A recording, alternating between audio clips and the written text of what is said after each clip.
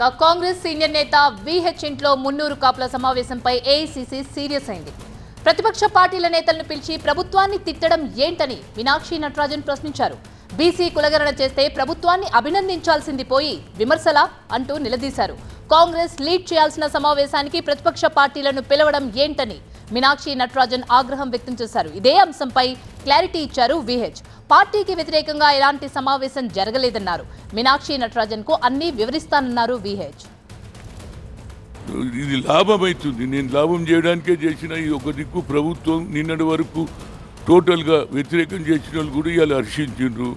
ఇవాళ కొంత ఏది మా మున్నూరు కాపులకు తక్కువ చూపించారు కాబట్టి మేము కొన్ని మండలాలలో తిరిగి ఏదైతే గ్రామాలలో మా అన్ని జిల్లాలలో మా మున్నూరు కాపు సంఘాలు ఉన్నాయి, వాళ్ళతో తిరిగి ఎక్కడనైతే అన్యాయం జరిగిందో అది ప్రభుత్వం దృష్టికి తీసుకొస్తాం. అంతే. ప్రతి క్యాబినెట్లో ఓఎస్ఎస్ ఫర్టిలిటీలో ఇక్కడ ప్రతి అడుగులో ఎక్స్పీరియన్స్ డాక్టర్స్ ఉంటారు. In the good hands of science. Mummy daddy అవ్వాలంటే ఓఎస్ఎస్ కి కాల్ చేయండి. ఏది ఇప్పటి వరకు ఏ క్యాబినెట్లో కూడా మున్నూరు కాపులు ఉండేది, ఈసారి లేదు. దీన్ని తప్పనిసరిగా సరి చేయమని చెప్పారు. ఇందులో తప్పే ఉంది. రైట్, ఇదే అంశానికి సంబంధించి పూర్తి సమాచారాన్ని మా ప్రతినిధి ప్రభాకర్ అందిస్తారు. ప్రభాకర్, పీసీ కులగణన చేస్తే ప్రభుత్వాన్ని అభినందించాల్సింది పోయి విమర్శల అంటూ ఘాటుగానే స్పందించారు. మరి దీనిపై విహెచ్ వివరణ ఎంతవరకు సాటిస్ఫై అవుతుందంట?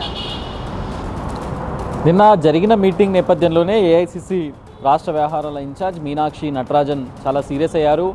మీటింగ్కి సంబంధించి కులగణన రాహుల్ గాంధీ బ్రెయిన్ చైల్డ్, అట్లాగే దేశానికి ఒక రోడ్ మ్యాప్ లాంటి కులగణన లాంటి ప్రోగ్రామ్ని కించపరిచే విధంగా ఒక కాంగ్రెస్ నేత ఇంట్లో, అది కూడా గాంధీ ఫ్యామిలీకి విధేయుడైన విహెచ్ లాంటి నేత ఇంట్లో పెట్టి కాంగ్రెస్ పార్టీ పైనే కులగణన పైనే విమర్శలు చేయాల్సిన అవసరం ఏంటి అనేది ఏఐసీసీ సీరియస్ అయిన పరిస్థితి. కులగణనతో పాటుగా 2-3 అంశాలు చర్చకు వచ్చాయి దీంట్లో. ఒకటి, మంత్రివర్గ విస్తరణలో మున్నూరు కాపులకు ప్రాధాన్యత కల్పించాలని. రెండవది, కులగణన సరిగ్గా జరగలేదు అంటూ బీజేపీ బీఆర్ఎస్కు సంబంధించిన మున్నూరు కాపు నేతలు సమావేశంలో ప్రస్తావించారు. దాన్ని ఎవరు ఎందుకు ఖండించలేదు అని. మూడవది, మున్నూరు కాపు సభ పెట్టే కన్నా ముందు కేవలం సభ పెట్టడమే కాదు, మున్నూరు కాపులకి మంత్రివర్గంలో స్థానం కల్పిస్తేనే ఇట్లాంటి నిర్ణయాలు తీసుకోవాలంటూ కూడా మిగతా సభ్యులు, అంటే కేవలం కాంగ్రెస్ పార్టీకే పరిమితం చేయాల్సిన సభ మీటింగ్ని ఎందుకు బీఆర్ఎస్ బీజేపీని పిలిచి తిట్టించుకోవాల్సిన అవసరం ఏముంది అనేది అయితే AICC incharge Meenakshi Natarajan serious అయినట్టుగా తెలుస్తుంది. గత 2-3 రోజులుగా కూడా మీరు చాలా సీరియస్గా ఉన్నారు. వచ్చి రావడంతోనే పార్టీ డిసిప్లినరీ యాక్షన్ కమిటీకి ఒక క్లియర్ మెసేజ్ కూడా ఇచ్చారు.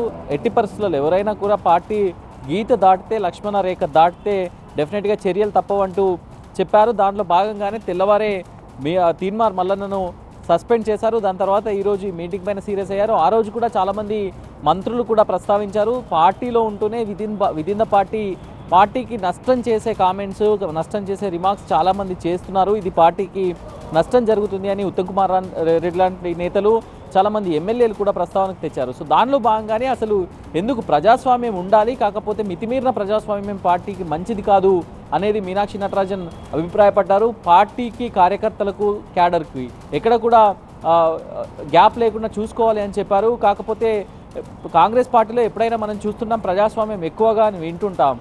ఆ ప్రజాస్వామ్యం కాస్త 1 సంవత్సర పాలనలోనే రోడ్డు మీదకి వచ్చి విమర్శలు చేసుకునేంతగా ఉండొద్దు అనేది కాంగ్రెస్ పార్టీ అధిష్టానం, కాంగ్రెస్ పార్టీ నేతలకు ఇచ్చిన వార్నింగ్లో ఉంది. సో దానిలో భాగంగానే ఈరోజు మీనాక్షి నటరాజన్ అయితే ఈ 2-3 రోజుల్లో హైదరాబాద్ రానున్నారు. వెంటనే ఎవరెవరైతే మీటింగ్లో పాల్గొన్నారో వారందరినీ పిలిచి మాట్లాడతామంటున్నారు. కాకపోతే విహెచ్ ఒక ఎక్స్ప్లెనేషన్ వీడియోని అయితే పంపించారు. దాంట్లో చెప్పారు, కేవలం మున్నూరు కాపు సంఘానికి సంబంధించిన మీటింగే జరిగింది, ఎపెక్స్ కౌన్సిల్ మీటింగ్ జరిగింది. ఎపెక్స్ కౌన్సిల్లో ఎలాంటి నిర్ణయాలు తీసుకోవాలి, కులగణనకు సంబంధించి సభను ఎక్కడ పెట్టాలి, ఎవరు పెట్టాలి అనే దానిపైన చర్చించాం. మంత్రివర్గ విస్తరణకు సంబంధించి కూడా చర్చ జరిగింది నిజమే. ఏ క్యాబినెట్లో అయినా గతంలో పనిచేసిన ఎందరో ముఖ్యమంత్రుల దగ్గర మున్నూరు కాపు మంత్రులు ఉన్నారు. కాకపోతే ఈ క్యాబినెట్లో ఆ చోటు లేదు, దాన్ని భర్తీ చేయాలని కోరామని చెప్తున్నారు. కాకపోతే దీన్ని ఈ రేఖ దాటడం అంటారా, లైన్ క్రాస్ అవ్వడం అంటారా, Congress party disciplinary action committee దీనిపైన ఎట్లాంటి చర్యలు తీసుకుంటుందనే చూడాలి. Right, thank you Prabhakar.